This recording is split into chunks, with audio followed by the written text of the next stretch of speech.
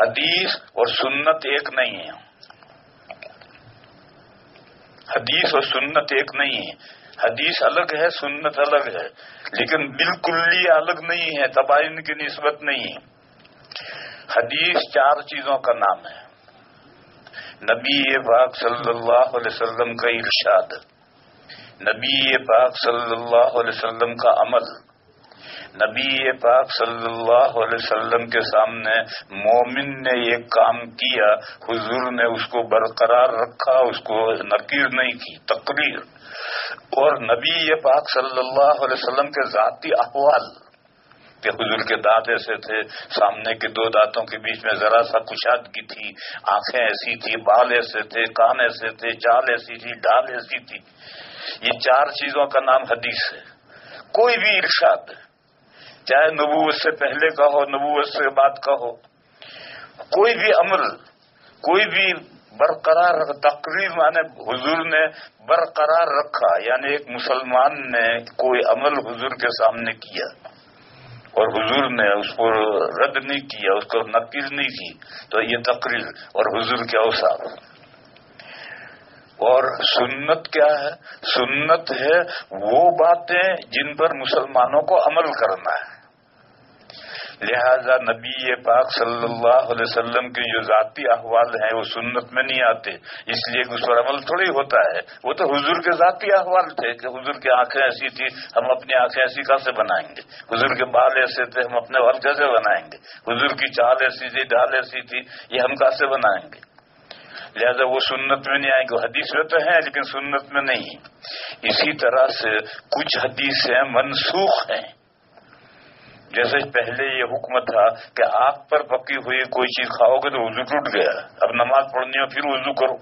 اور نہایت اعلیٰ درجے کی حدیث ہے توضؤ مما مست النار. بس یہ حدیث تو ہے، قولی بھی ہے اور صاحب پہلے عمل بھی تھا، مگر یہ سنت نہیں. اب اگر آگ پر پکی ہوئی چیز کھائیں گے تو وضو نہیں ٹوٹے گا. تیسرا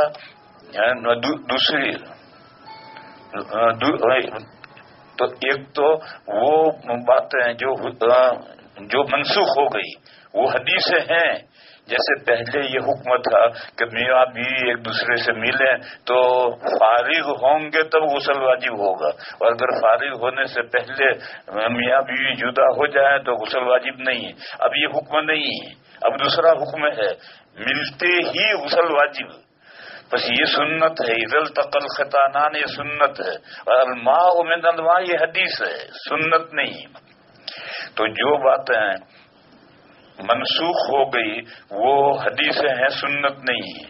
اور جو باتیں نبی پاک صلی اللہ علیہ وسلم کے ساتھ خاص ہیں، جیسے یہی حضور کے ذاتی احوال، یا ذاتی احوال کے علاوہ حضور کے لیے 4 سے زیادہ نکاح جائز تھے، اور یہ مسئلہ قرآن میں ہے. تو یہ جو حضور کے لیے جو 4 سے زیادہ نکاح جائز تھے، یہ حضور کے نکاح میں 9 بیویاں اکٹھا ہوئی ہیں، یہ حدیث ہے لیکن یہ سنت نہیں ہے، امت کے لیے یہ طریقہ نہیں ہے. اور تیسری چیز ہے وہ کام جو حضور نے کسی مسئلے کی وضاحت کے لیے کیے، وہ حدیثیں ہیں اور مسئلے کی وضاحت اس سے ہوگی لیکن وہ سنت نہیں. اس کی بہت مثالیں. 2 واقعے ہیں. ایک واقعے میں نبی پاک صلی اللہ علیہ وسلم اپنی بیوی حضرت عائشہ کے ساتھ لیٹے ہوئے تھے، یا حضرت ام سلمہ کے ساتھ لیٹے ہوئے تھے، اور آدھی رات کے بیچ میں دونوں بیویوں کو ماہواری منتھلی پیریڈ شروع ہو گیا.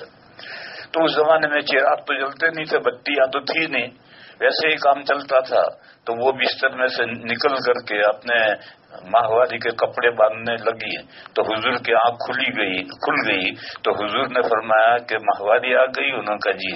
تو حضور نے فرمایا لنگی بات کر کے میرے ساتھ آ کر لیٹ جاؤ، کیونکہ اب آدھی رات ہے، آدھی رات میں دوسرا بستر کرنا مشکل ہے.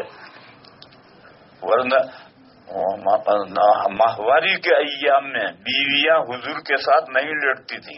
ابو داؤد شریف میں حضرت عائشہ کی حدیث ہے کہ جب ہمیں منتھلی پیریڈ آتا تھا تو ہم حضور کی چائے پائی سے اتر کر نیچے چٹائی پر لیٹتے تھے. یہ سنت ہے کہ منتھلی پیریڈ کے زمانے میں ڈبل بیڈ پر میاں بیوی ایک ساتھ نہ لیٹ رہے ہیں، ایک شوہر الگ لیٹ رہے، بیوی الگ لیٹ رہے، یہ سنت ہے۔ اور یہ جو حضور نے فرمایا کہ میرے ساتھ آ کر لیٹ جاؤ، اب اس میں لنگی تو باندھ رکھی ہے اور اوپر کا بدن کھلا ہے تو اوپر کا بدن لگے گا۔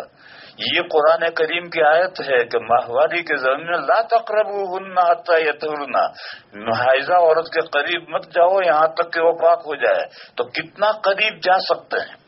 اس حدیث نے اس کی وضاحت کی کہ ناف سے گھٹنے کے نیچے تک کے بدن کو کپڑے کی آڑ کے بغیر ہاتھ بھی نہیں لگا سکتے، اور باقی بدن کپڑے کی آڑ کے بغیر بھی لگ سکتا ہے۔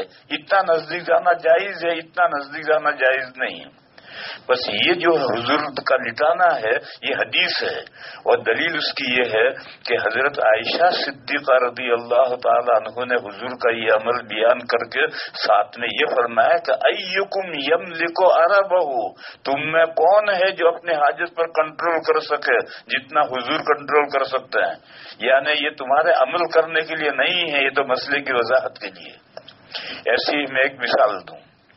ایک مرتبہ نبی پاک صلی اللہ علیہ وسلم اپنی نواسی حضرت امامہ کو لے کر کے آئے اور گود میں کندھے پر بٹھا کر کے حضور نے نماز پڑھائی۔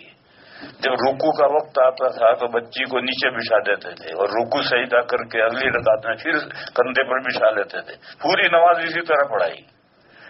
یہ حدیث ہے، یہ سنت نہیں ہے، یہ حدیث ہے، یہ سنت نہیں ہے۔ کیا حضور کے 9 گھر تھے، ان 9 گھروں میں اس بچی کو 5 منٹ کے لیے کوئی رکھنے والا نہیں تھا؟ اور مدینہ تو سارے شمع کے پروانے تھے، تو کیا مدینہ میں اس بچی کو کوئی رکھنے والا نہیں تھا؟ پھر حضور بچی کو لے کر آ کر جو نماز پڑھا رہے ہیں، کیوں؟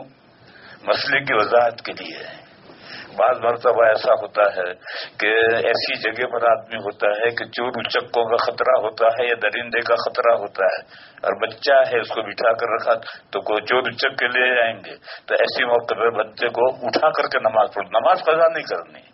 کبھی ایسا ہوتا ہے کہ گھر میں عورت اکیلی ہے، بچہ بدک گیا ہے اور وہ ماں سے روتا ہے، وہ الگ کرتی ہے روتی ہے، تو پھر ایسی صورت میں کیا کرے گی؟ ماں اس کو اٹھا کر نماز پڑھے گی۔ وہ بچے کے بدن پر ناپاکی نہیں ہونی چاہیے۔ آج کل وہ باندھتے ہیں وہ چھوٹے چھوٹے بچوں کو، کیا ڈائپرس باندھتے ہیں، اس میں اگر بچے نے پیشاب یا پخانہ کر رکھا ہے اس کو اٹھائے گا تو پھر نماز نہیں ہوگی۔ اگر بچے کے بدن پر ناپاکی نہیں ہے تو بچے کو اٹھا کر نماز پڑھے گی، نماز قضا نہیں کرے گی۔ ایسے ناگہانی صورتوں میں چوری کا خطرہ ہو یا درندوں کا خطرہ ہو یا کوئی رکھنے والا بچے کا نہ ہو، تو اس صورت میں کیسے نماز پڑھنی ہے؟ تو حضور نے یہ عمل کر کے دکھایا کہ اس طرح سے پڑھیں۔ آج کل ہمارے کچھ بھائی ہیں جو اس حدیث پر کیا عمل کرتے ہیں، چھوٹے چھوٹے بچوں کو لے کر آ جاتے ہیں اور آ کر کے دکھا دیتے ہیں، اور وہ صفوں کے بیچ میں دوڑتے رہتے ہیں اور سب کی نمازیں خراب کرتے رہتے ہیں، اور ان سے کچھ کہو تو وہی حدیث پیش کرتے ہیں کہ حضور بھی بچی کو لائے تھے۔ ارے حضور نے تو کندھے پر بٹھا کر کے نماز پڑھائی تھی، تو بھی گود میں لے کر کے نماز پڑھ، صفوں کے بیچ میں دوڑتے ہیں، سب کی نماز خراب کرتے ہیں۔ بہرحال یہ حدیث ہے، یہ خاص مسئلے کی وضاحت کے لیے ہے۔ اسی طرح سے سنو، ایک مرتبہ ایک جگہ سفر میں لشکر پڑا ہوا ہے، حضور ایک صحابی کے ساتھ گاؤں کے قریب میں لشکر پڑا ہوا ہے، تو گاؤں والوں کی کوڑی تھی، اس کوڑی پر تشریف لے گئے اور وہ صحابی لوٹا میں پانی لے کر کے ساتھ میں گئے ہیں۔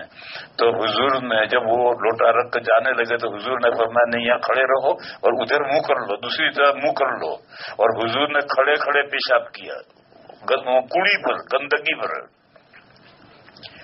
یہ حدیث ہے، سنت نہیں ہے۔ سنت کیا ہے؟ ترمذی شریف میں اعلیٰ درجے کی صحیح حدیث ہے حضرت عائشہ کی کہ من حدثکم ان النبی صلی اللہ علیہ وسلم یبول قائما فلا تصدقوا ما کان یبول الا قائدا۔ اگر تم سے کوئی بیان کرے کہ حضور کی عادت شریفہ کھڑے کھڑے پیشاب کرنے کی تھی، ہرگز مت مانیو، حضور ہمیشہ بیٹھ کر ہی پیشاب کرتے تھے، اور یہ زندگی میں ایک مرتبہ کوڑی پہ جو پیشاب کیا ہے، یہ مسئلے کی وضاحت کے لیے ہے کہ اگر کوئی بیماری ہے، گھٹنے میں تکلیف ہے، کمر میں تکلیف ہے، بیٹھا نہیں جاتا، یا گندگی کی جگہ ہے، بیٹھنے کی کوئی صورت نہیں ہے، تو کھڑے ہو کر پیشاب کر لو، یہ بھی جائز ہے، ایسی اس صورت میں جائز ہے۔ میں ایک مرتبہ اندھیر سے گھر جا رہا تھا، احمد آباد میں اترا، بس اسٹینڈ پر بس بدلنی تھی، اب مجھے بہت زور کا پیشاب لگ رہا، اب میں پیشاب کرنے کے لیے گیا، جہاں پیشاب کرنے وہاں سب گندگی پانی بھرا ہوا ہے، اور وہاں کھڑے ہو کر پیشاب کرنے کی جگہ ہے، اور کوئی جگہ ہی نہیں ہے، سارا بس اسٹینڈ لوگوں سے بھرا ہوا ہے۔ تو پھر میں کیا کرتا، تو میں نے کھڑے کھڑے پیشاب کر کے جا کر کے پھر دوسری بس میں بیٹھ گیا۔ تو ایسی مجبوریاں آتی ہیں، بواسیر کا آپریشن کروا رکھا ہے، مس سے باندھ رکھے ہیں، بیٹھا نہیں جاتا ہے، کمر میں تکلیف ہے، بیٹھا نہیں جاتا، یا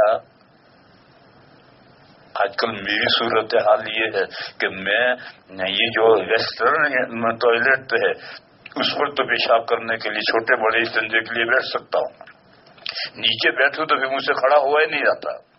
تو ایسی مجبوریوں کے لیے یہ عمل حضور کا ہے، بس یہ عمل مسئلے کی وضاحت کے لیے ہے، یہ سنت نہیں ہے۔